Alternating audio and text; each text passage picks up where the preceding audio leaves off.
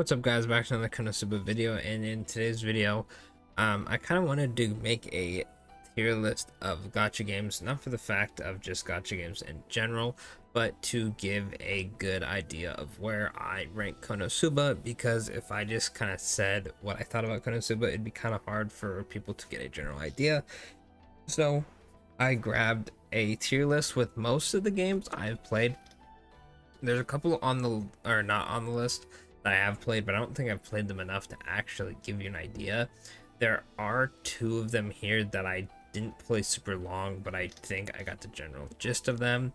As you can see, there is some weird tiers. That's because they didn't actually have the gacha games, so I labeled them where I put them. It's still S, A, B, C, D, and then F. A is Brave Frontier.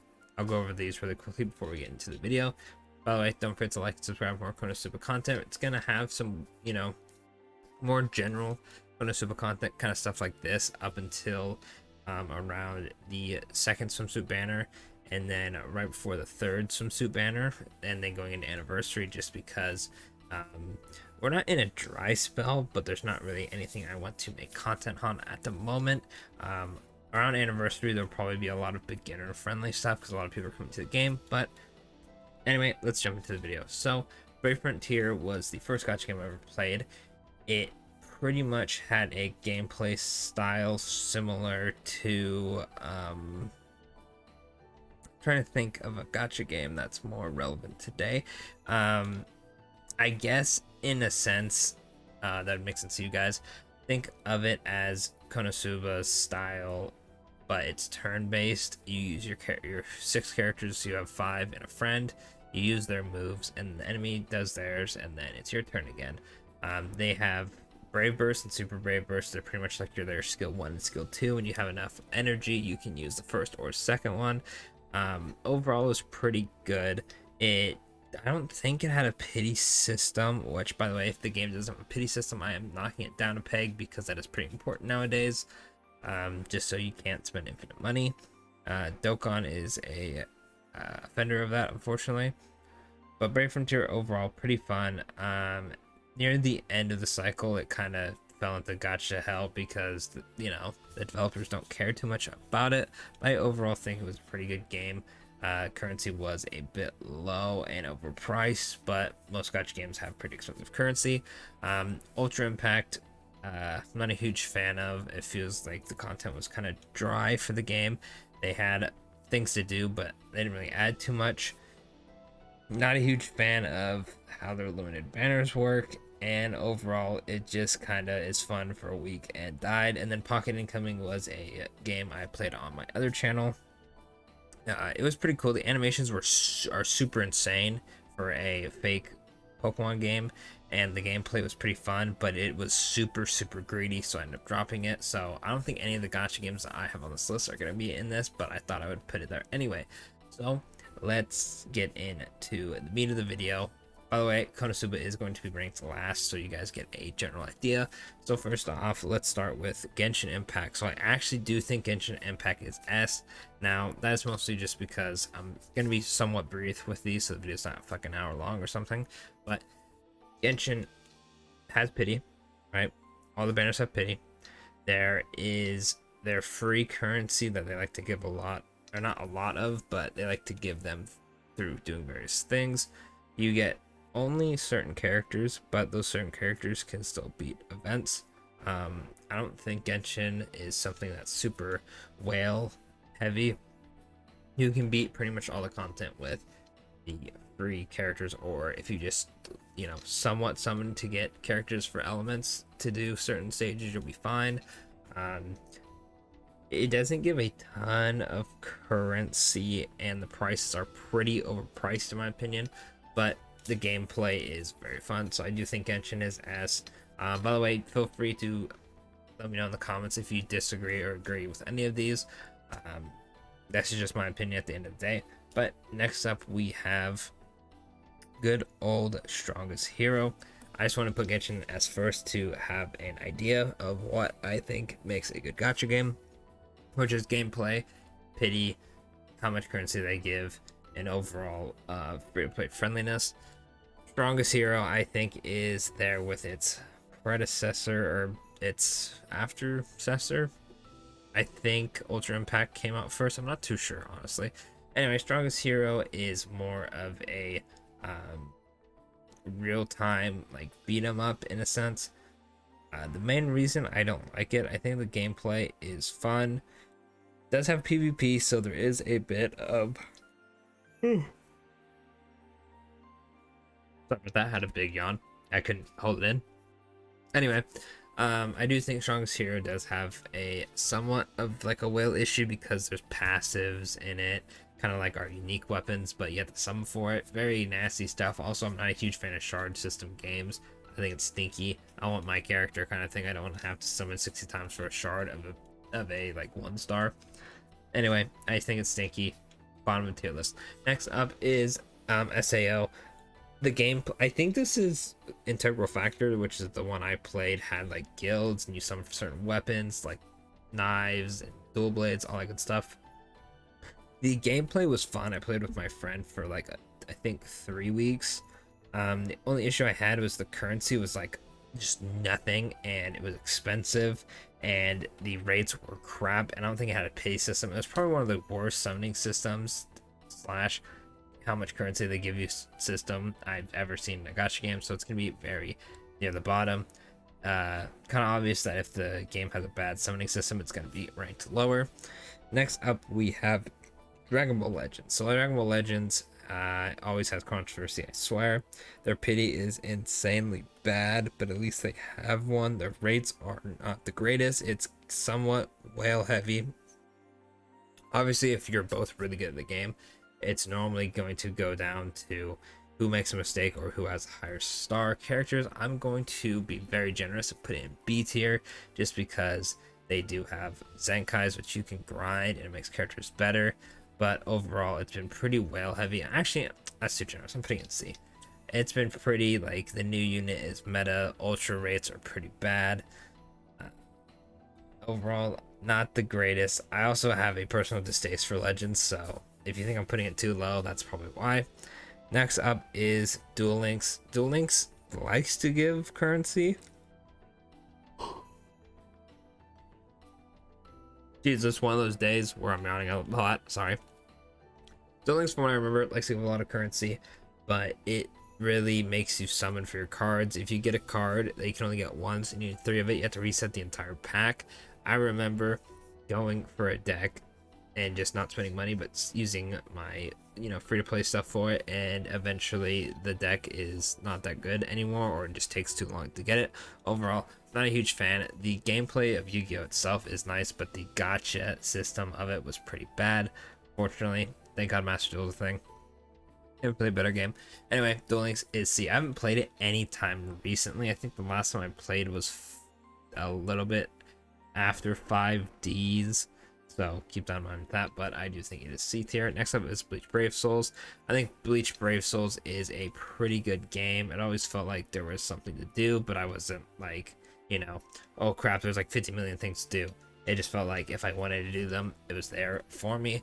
I do like the fact that leveling up characters does give you currency. It also isn't too hard to actually boost up your characters, except for when you get to like the upper tiers of those little like orb things. I can't remember what they're called.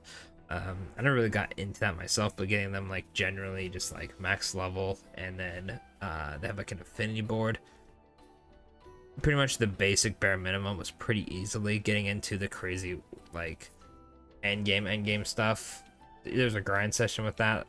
That's why I'm not putting it in S, but I do think that is overall a pretty nice game. The currency is a bit lacking, but they did currently add a pity. Not every banner has it, but some banners have it, which is pretty nice, so I'm going to put it in A, or Brave Frontier level. Next up is Dokkan Battle. I'm sorry, Dokkan B. Dokkan suffers from a similar issue with Konosuba, that there never seems like there's enough content. I know Dokkan has a lot more things to do technically, but once you beat it, there's no real reason to do it again. They have like Super Battle Road, which is pretty much a few fights that are really hard. They are more end game. Once you beat them, you kind of get the currency from it and you're done. You're not going to do it again unless you just really like playing the game. Plus, they don't have a pity system, which is just criminal at this point. Thank God Konosuba has one. They do like to give a lot of currency, and I think the gameplay is really good for just mind-numbingly playing a gacha game. But unfortunately, the content drought, once you know, sit down and play it for a few days, when new content drops, or the pity system really sucks for it, so I put it in B. Next up is Grand Cross. Grand Cross is so close to being an S for me. They give out a bunch of currency, they have pity, they give out free multis, all that good stuff.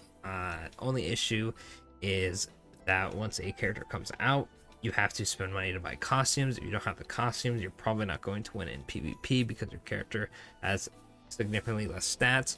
They also started adding effects that are ultimates, meaning you have to pull dupes of the characters. Max dupe level is put in the character 6 times in this game, so you can imagine that's kind of rough.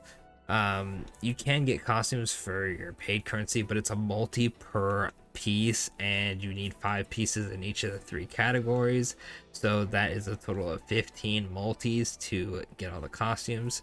Yeah, imagine that, Konosuba, that'd be crazy.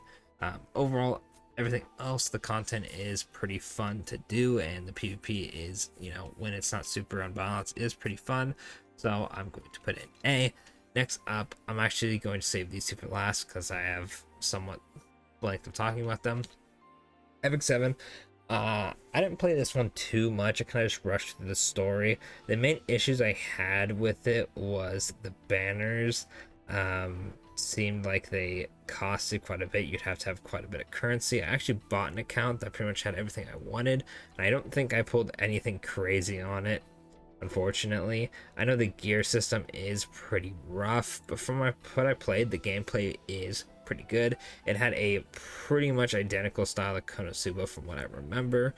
I do believe that time stops when you get to your character though, which I think Konosuba should add. That'd be kind of nice. I know it would take out some of the, like, you know, time space stuff, but giving me like 2 seconds to think about what I'm gonna do was kind of nice. Reminded me of Final Fantasy VI.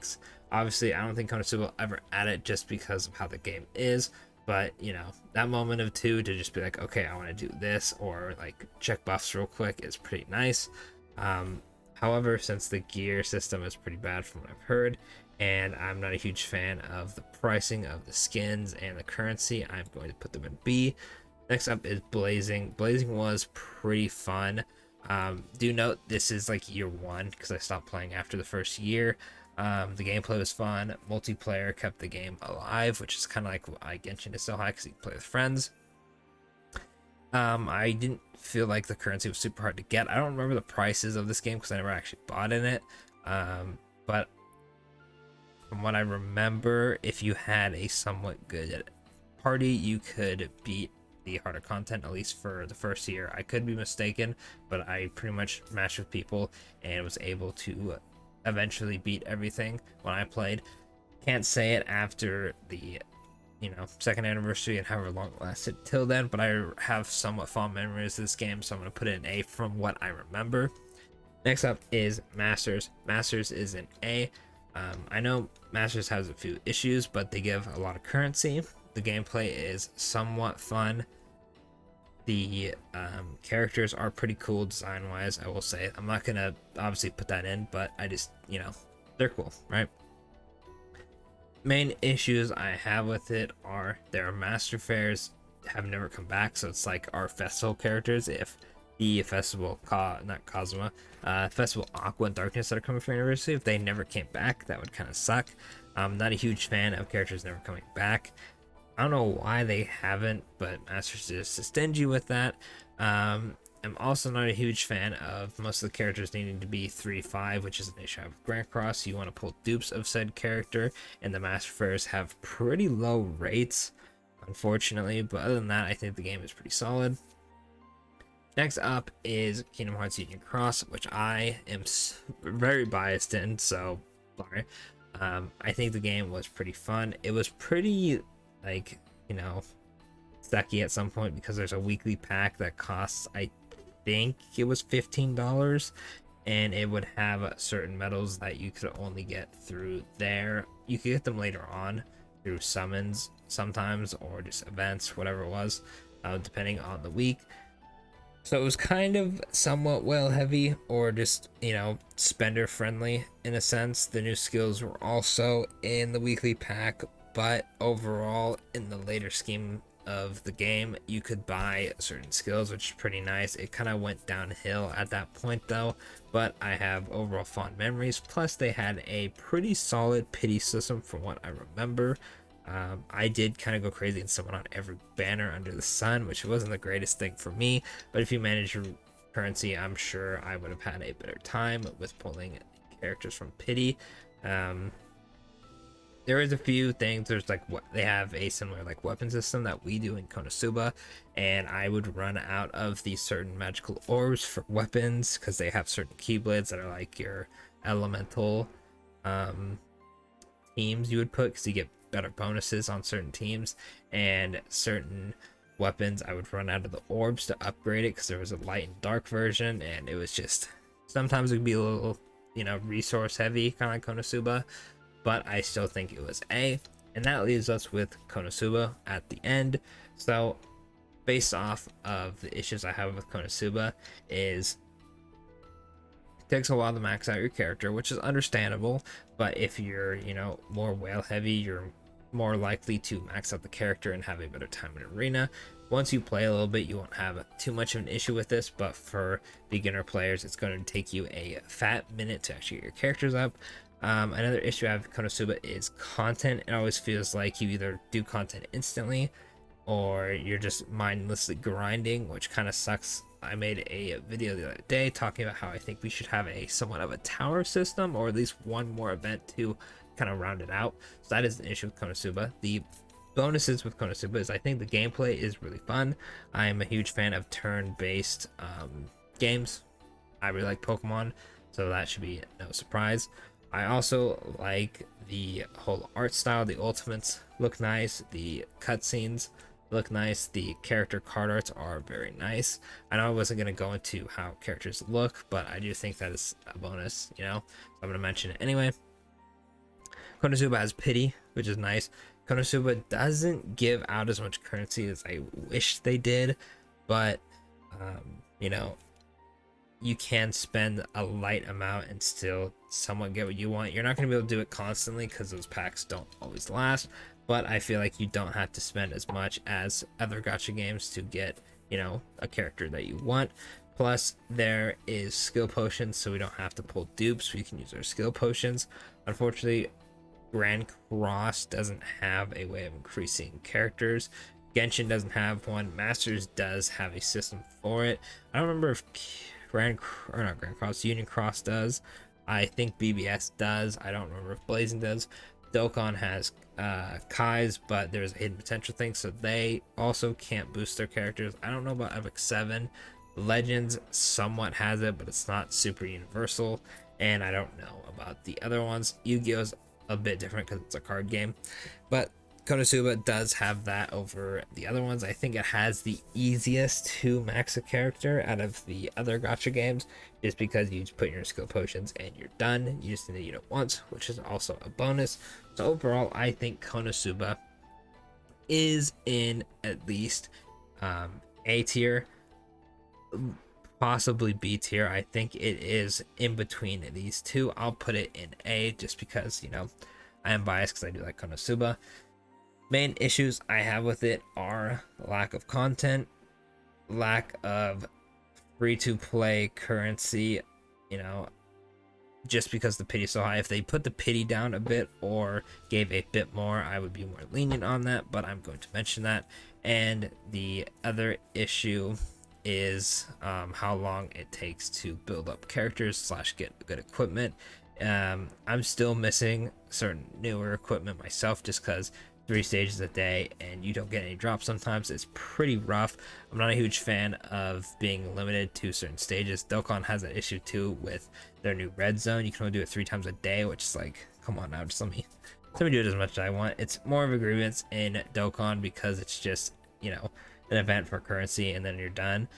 With Konosuba, I slightly get it because they don't want everybody infinitely farming materials, but it does kind of stink in the end anyway. So Final verdict, I think Konosuba is in between A and B. I think I'll put it at the very front of B. These aren't ordered in any order, but it kind of just gives you... Hang on, let me actually just do this. Add row above. Oh no. Boom. There we go. Alright, so Konosuba would be right here on my tier list. So that's pretty much it. A little bit longer than I wanted to, but I kind of wanted to give a brief explanation of the games and why I put them where they did. Some of them is a little bit biased. I do think I'm probably putting Kingdom Hearts a bit higher than it should and Legends a bit lower than it should, but that's pretty much where I'm ranking Konosuba. Let me know down below in the comments if you agree where I put Konosuba, or disagree with where I put Konosuba, or just disagree with some of the other gacha games if you really like it. Just let me know down below. But yeah, that's pretty much it for the video. Don't forget to like and subscribe for more Konosuba content, and I will catch y'all in the next video. Thanks for watching.